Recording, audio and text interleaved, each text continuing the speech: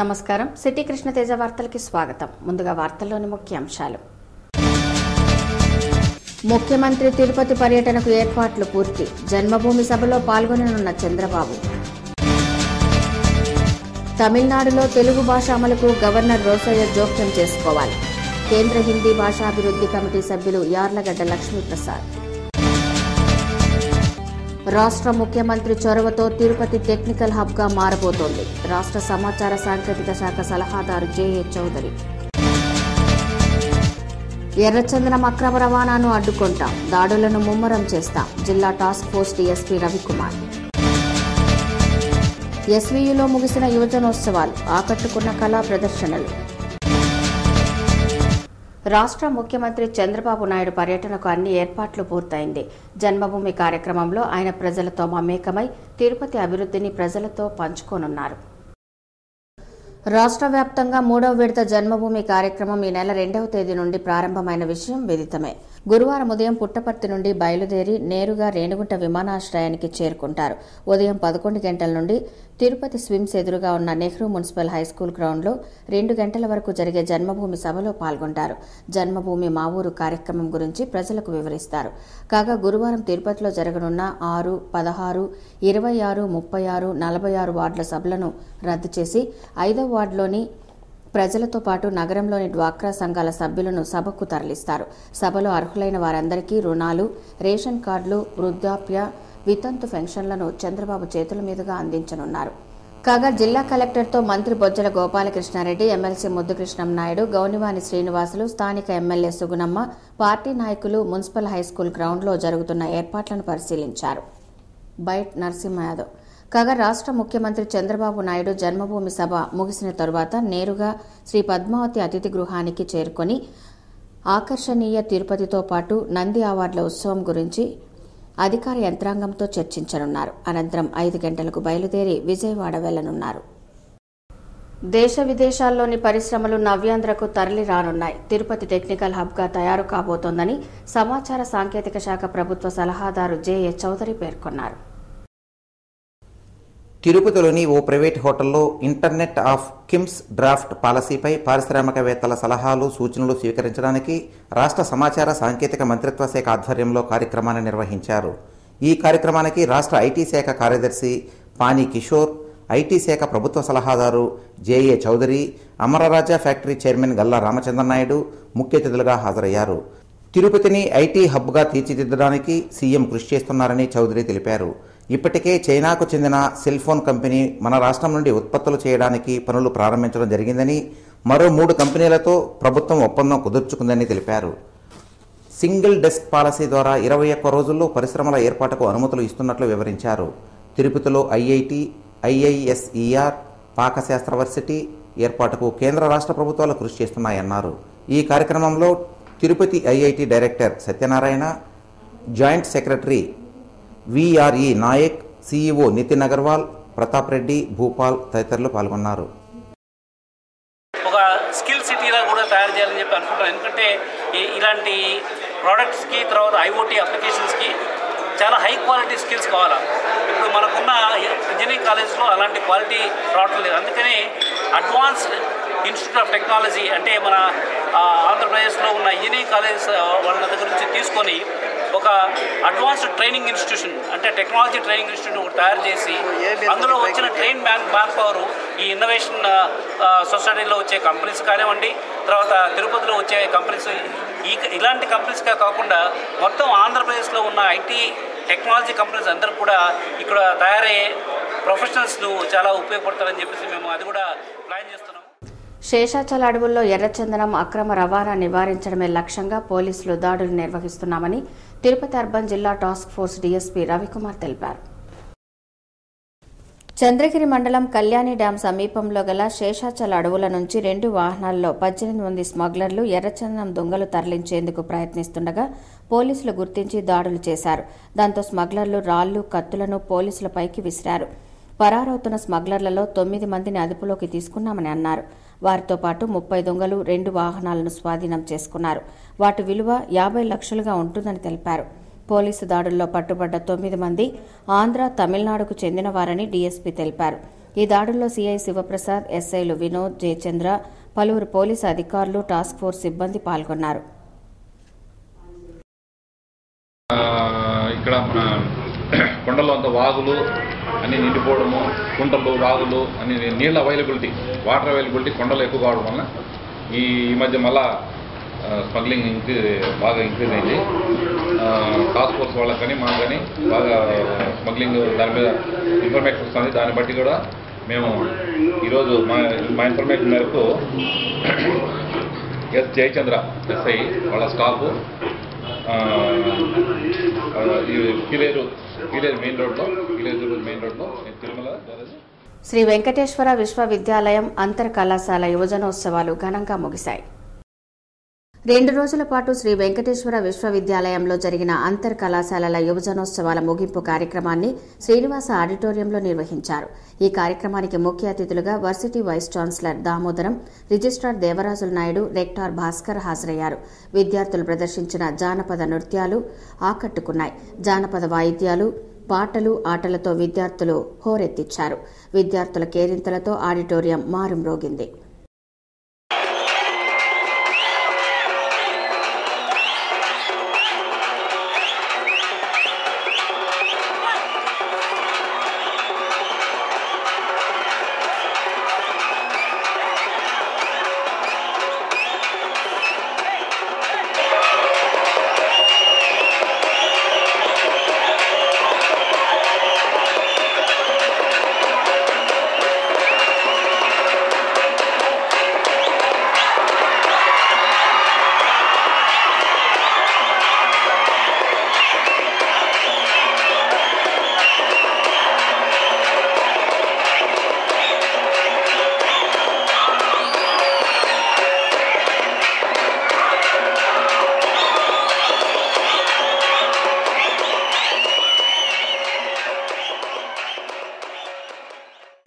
గ్రామాల్లో నెలకొన్న ప్రజా సమస్యల పరిష్కారం కోసమే ముఖ్యమంత్రి చంద్రబాబు నాయుడు జన్మభూమి మా ఊరు కార్యక్రమం ప్రవేశపెట్టారని జెడ్పీ చైర్మన్ గీర్వాణి చంద్రప్రకాష్ అన్నారు.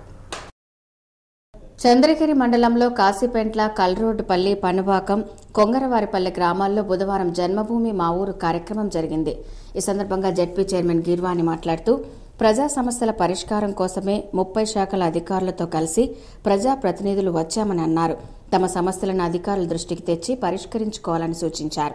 చంద్రగిరి మండలాభివృద్ధికి తన వంతు కృషి చేస్తానని, కల్రోడ్డుపల్లె, పనివాకం గ్రామాల్లో 26 లక్షల జెడ్పీ నిధులతో పంచాయతీ కార్యక్రమాలను మరమ్మతు చేస్తామని అన్నారు.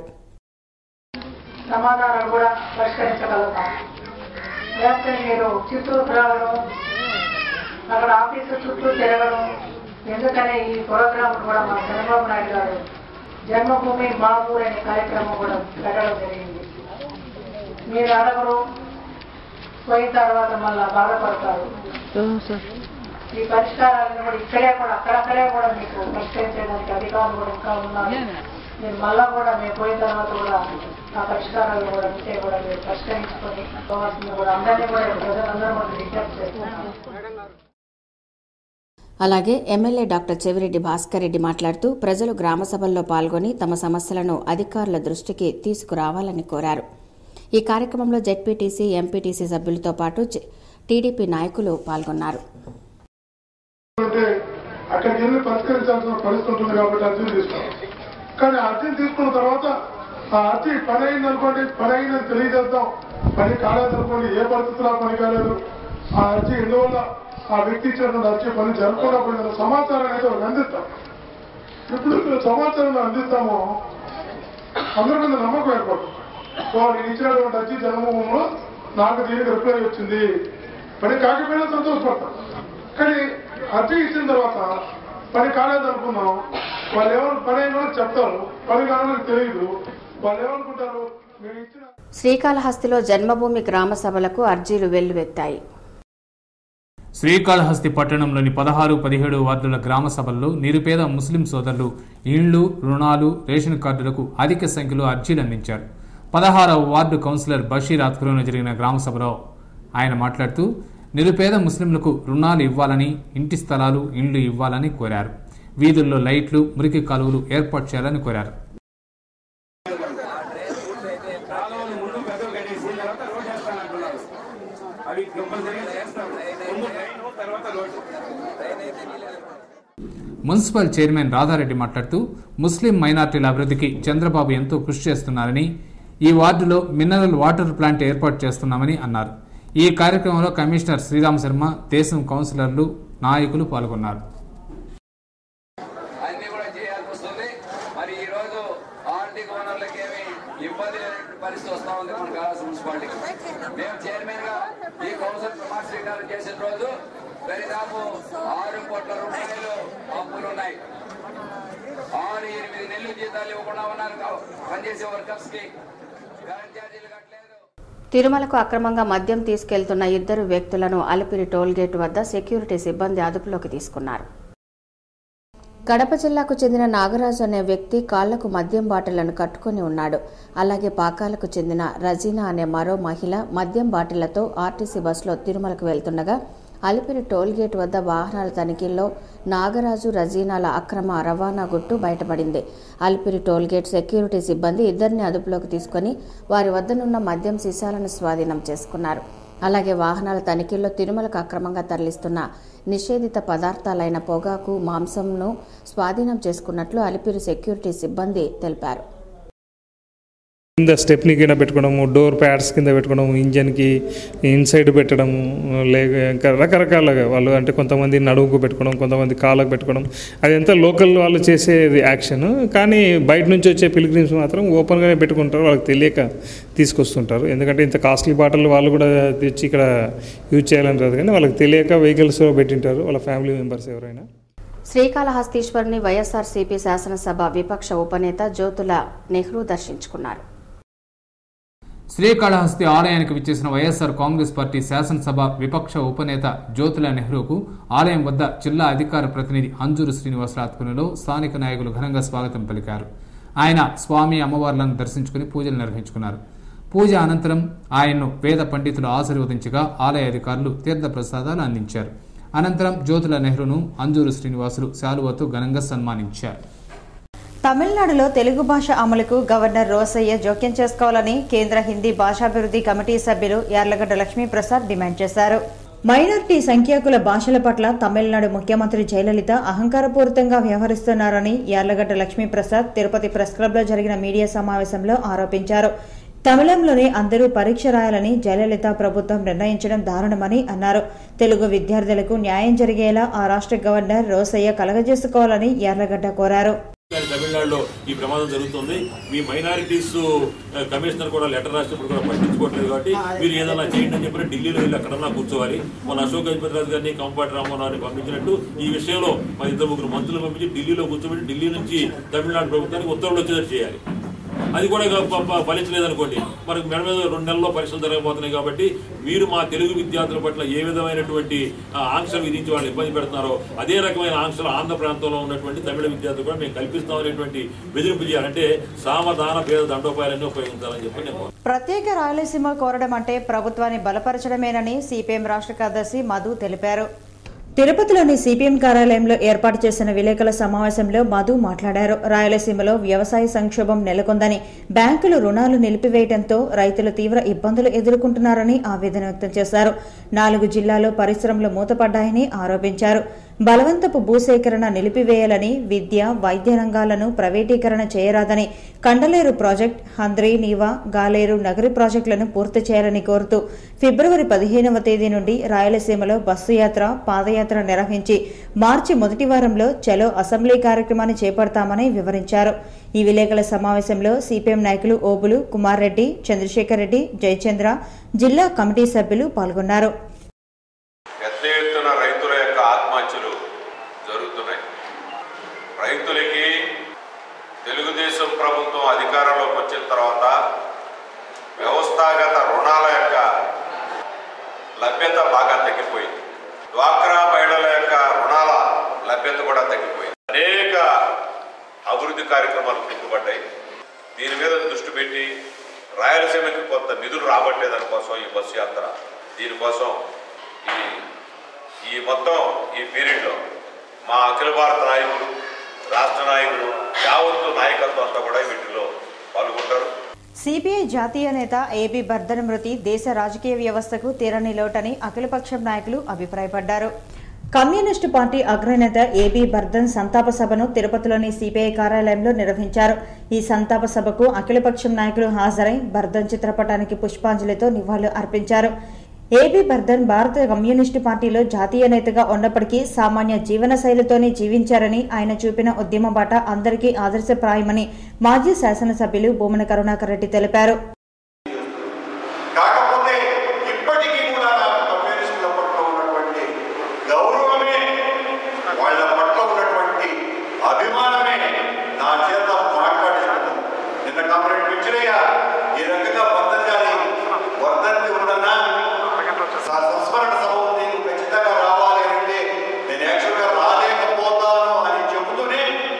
బర్ధన్ విద్యార్థి దశ నుండే కమ్యూనిస్టు పార్టీ పట్ల ఆకర్షితులై కార్మికుల సమస్యల పట్ల అలుపెరగని పోరాటాలు సాగించిన యోధుడని సిపిఐ రాష్ట్ర కార్యదర్శి వర్గ సభ్యులు హరినాథ్ రెడ్డి కొనియాడారు.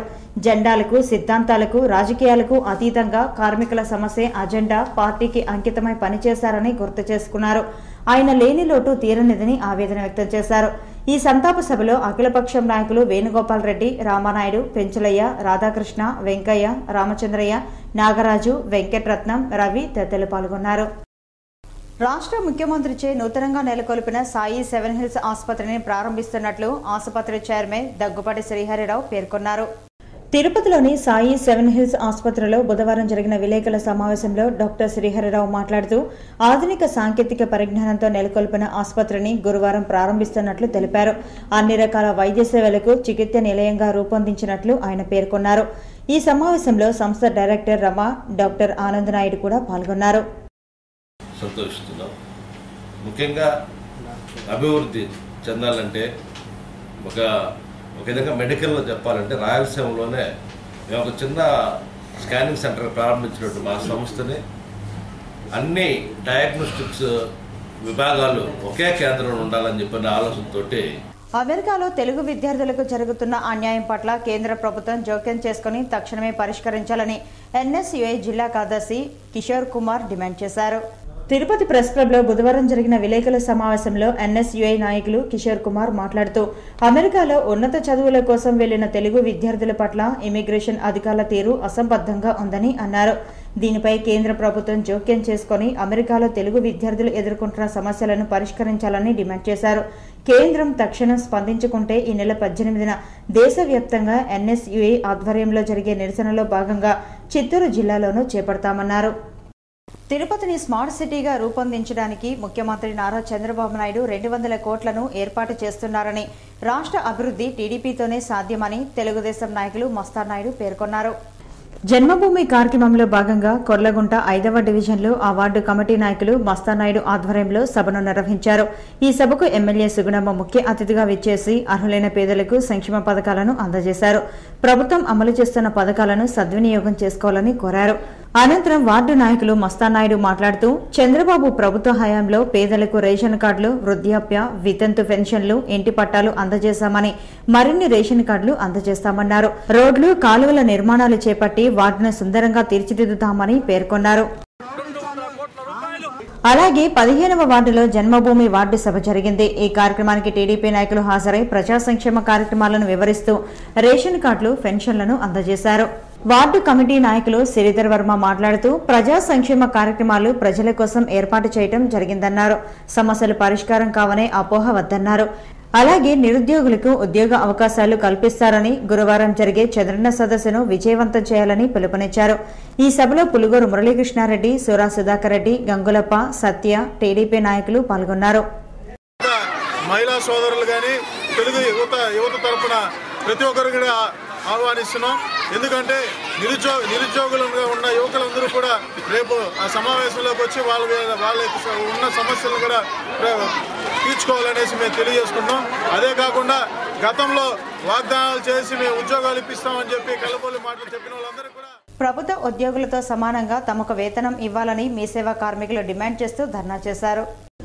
తిరుపతిలోని కార్పొరేషన్ కార్యాలయం వద్ద గల మీ సేవా కార్యాలయం వద్ద బుధవారం ధర్నా చేశారు. మీ సేవలో పనిచేసే కార్మికులు విధులు బహిష్కరించి ఈ నిరసనలో పాల్గొన్నారు. ప్రభుత్వ ఉద్యోగులతో సమానంగా తమకు వేతనం పెంచాలని, అలాగే ఈఎస్ఐ, పీఎఫ్ సదుపాయాలు కల్పించాలని డిమాండ్ చేశారు. మీ సేవా కార్మికులు చేస్తున్న ధర్నాకు ఐఎన్టీయూసీ నాయకులు రత్నకుమార్ మద్దతు పలికారు. ఈ నిరసనలో మీ సేవా కార్మిక సంఘ నాయకులు రఘు, శ్రీనివాసులు పాల్గొన్నారు. ప్రజలకైతే వీళ్ళు నిత్యం సేవ చేస్తూ ఉంటారే కానీ వీళ్ళకి సేవ చేసే దిక్కు ఎవరు కనపడడం లేదు. దాదాపు 5-6 నెలలుగా వీళ్ళకి జీతాలు లేవు. ఈ నెల కనీసం ప్రతి ఒక్కరు పండుగ రోజుల్లో కూడా కనీసం ఏమైనారు ఎక్కడున్నారు కూడా తెలుసుకునే నాదుడు లేడు. కాబట్టి మేము కోరుకునేది ఏంటంటే కనీసం మాకు ఇవ్వాల్సిన జీతాలను ఇస్తే తమ సమస్యలు పరిష్కరించి తమను ఉద్యోగులుగా గుర్తించాలని టీటీడీ అన్నమాచార్య ప్రాజెక్టు కళాకారులు కోరారు. తమ సమస్యలు పరిష్కరించాలని కోరుతూ ఈ నెల 5వ తేదీ నుండి శ్రీ అన్నమాచార్య ప్రాజెక్టు కళాకారులు టీటీడీ పరిపాలనా భవనం ముందు అఖండం కార్యక్రమాన్ని నిర్వహిస్తున్నారు. ఎదుగు బొదుగు లేని జీవితాలకు నెలవారీ జీతాలు అందజేయాలని, గుర్తింపు కార్డులు ఇవ్వాలని, బ్రహ్మోత్సవ బహుమానం ఇవ్వాలని తెలిపారు. జిల్లాలో ఉన్న కళాకారులకు ప్రాధాన్యత కల్పించాలని కోరారు. ప్రధాన ఆర్టిస్టులకు వేతన కేటాయింపులో వ్యత్యాసాన్ని సవరించాలని, కళాకారుల కుటుంబాలకు సిమ్స్లో వైద్య సదుపాయాలు కల్పించాలన్నారు. ఈ కార్యక్రమంలో కళాకారులు పాల్గొని శ్రీహరి కీర్తనలను వినిపించారు. వెంకటేశయ్య, మేము అధికారులను కోరేది ఒకటే, మమ్మల్ని పర్మనెంట్ చేయండి. చేయలేని పరిస్థితుల్లో లడ్డూ కార్డు, స్వామి దర్శనం, ఐడెంటిటీ కార్డు, మాకు వెళ్ళి ప్రోగ్రాంలు కాలేదని ఇబ్బందులు పడుతూ వాళ్ళ అడుక్కునేటువంటి పరిస్థితి నుంచి బయట వేసి మాకు నెల జీతం ఇలాంటి కొన్ని హాస్పిటల్ సౌకర్యాలు అవి ఇస్తే చాలు.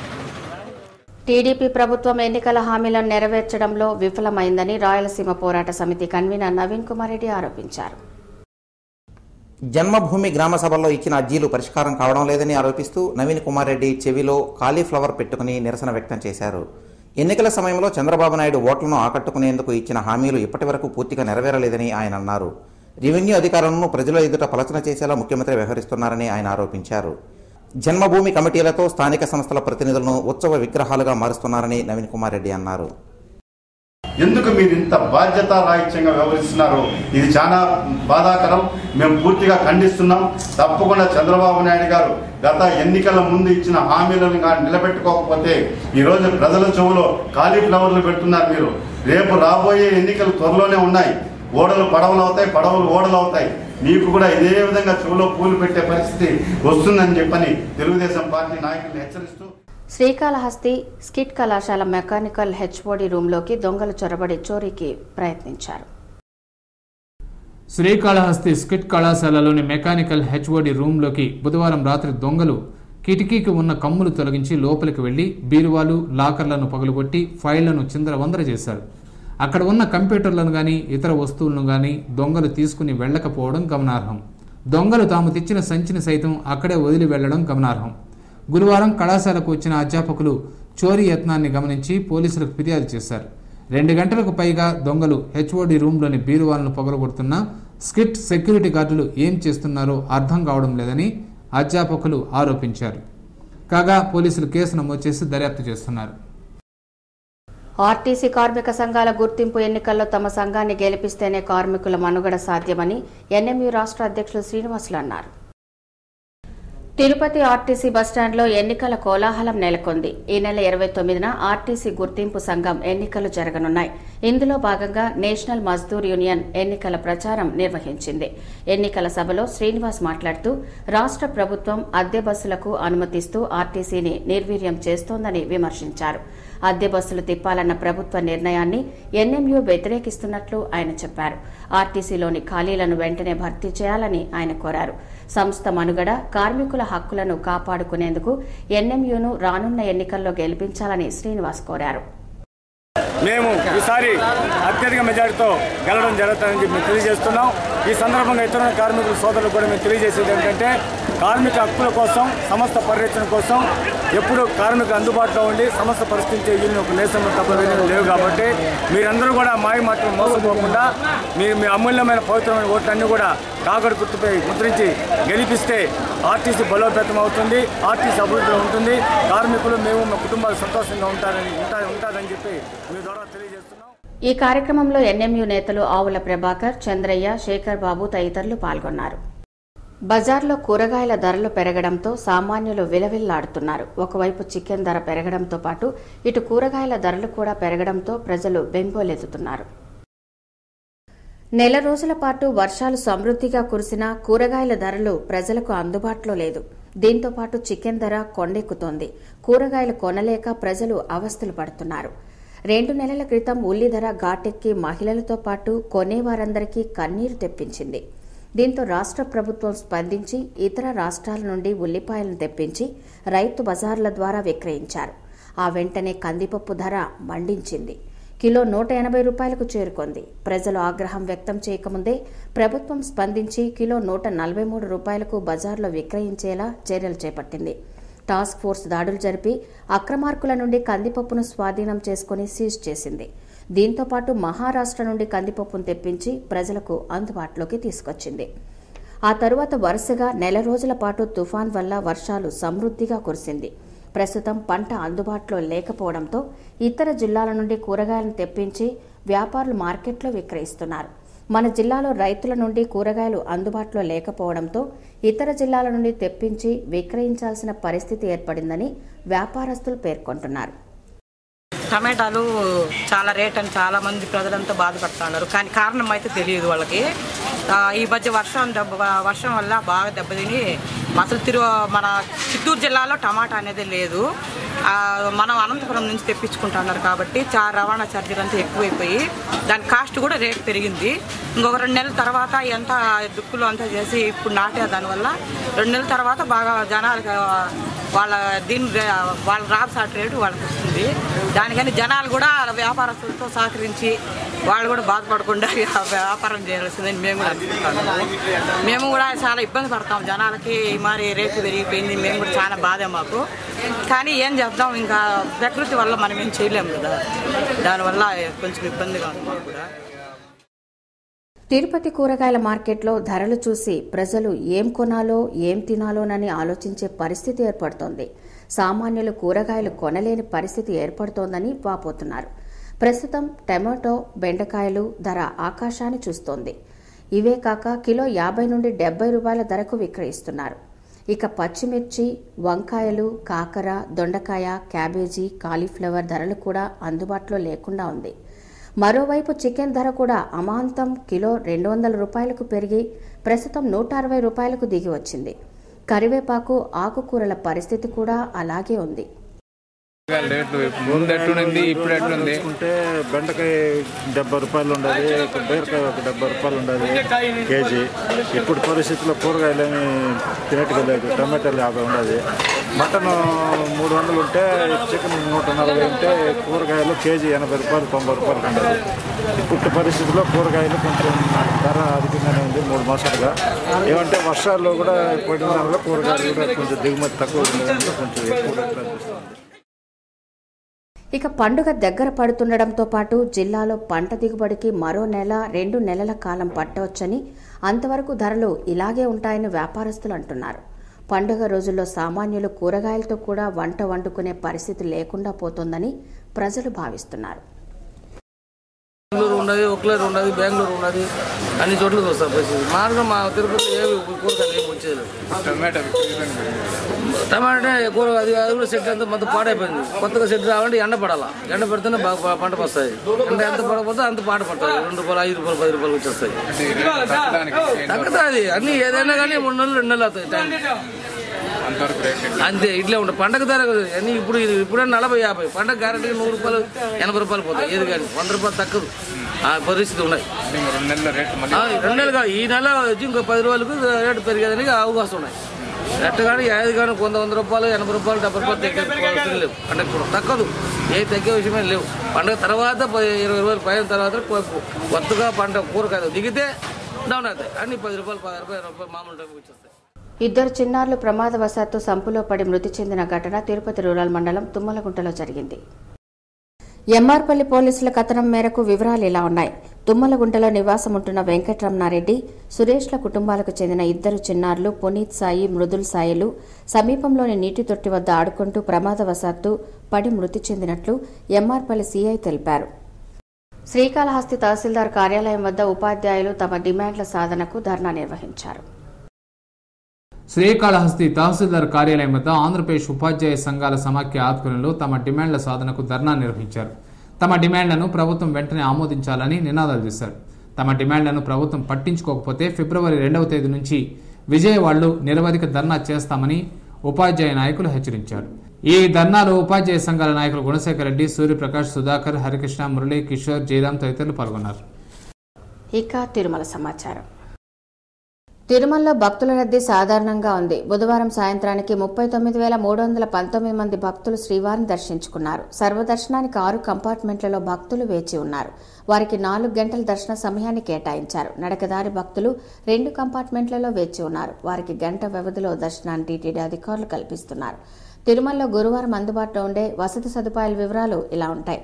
ఉచిత గదులు 16, 50 రూపాయల గదులు 956, 100 రూపాయల గదులు 40, 500 రూపాయల గదులు 29, 600 రూపాయల గదులు 22 అందుబాటులో ఉన్నాయి. అలాగే గురువారం అందుబాటులో ఉండే ఆర్జిత సేవా టికెట్ల వివరాలు ఇలా ఉంటాయి. వసంతోత్సవం 115, సహస్ర దీపాలంకరణ సేవా టికెట్లు 185 అందుబాటులో ఉన్నాయి. హుండీ ఆదాయం 2,07,00,000గా ఉంది. పోస్టాఫీస్ ద్వారా భక్తులకు విక్రయించే ప్రత్యేక ప్రవేశ దర్శనం టికెట్ల వివరాలు ఇలా ఉంటాయి. గురువారం ఉదయం 10 గంటల నుంచి రాత్రి 7 గంటల వరకు అందుబాటులో ఉండే దర్శన టికెట్ల వివరాలు ఇలా ఉంటాయి. 10 గంటలకు 40, 11 గంటలకు 56, 12 గంటలకు 78, 1 గంటకు 110, 2 గంటలకు 126, 3 గంటలకు 139, 4 గంటలకు 161, 5 గంటలకు 180, 6 గంటలకు 75, 7 గంటలకు 128 అందుబాటులో ఉన్నాయి. Tirupati bullion gold jewellery and silver merchant association సమాచారం మేరకు గురువారం లోకల్ బులియన్ మార్కెట్లో బంగారం, వెండి ధరలు ఇలా ఉంటాయి. 24 క్యారెట్ల అపరంజి బంగారం 10 గ్రాముల ధర 26,010 రూపాయలు. 22 క్యారెట్ల నగల బంగారం 1 గ్రామ్ ధర 2,432 రూపాయలు. వెండి 1 కేజీ ధర 33,760 రూపాయలు. రీటైల్ వెండి 1 గ్రామ్ ధర 36 రూపాయల 10 పైసలు. వార్తలు ముగించే ముందు ముఖ్యాంశాలు మరోసారి చూద్దాం. ముఖ్యమంత్రి తిరుపతి పర్యటనకు ఏర్పాట్లు పూర్తి. జన్మభూమి సభలో పాల్గొననున్న చంద్రబాబు.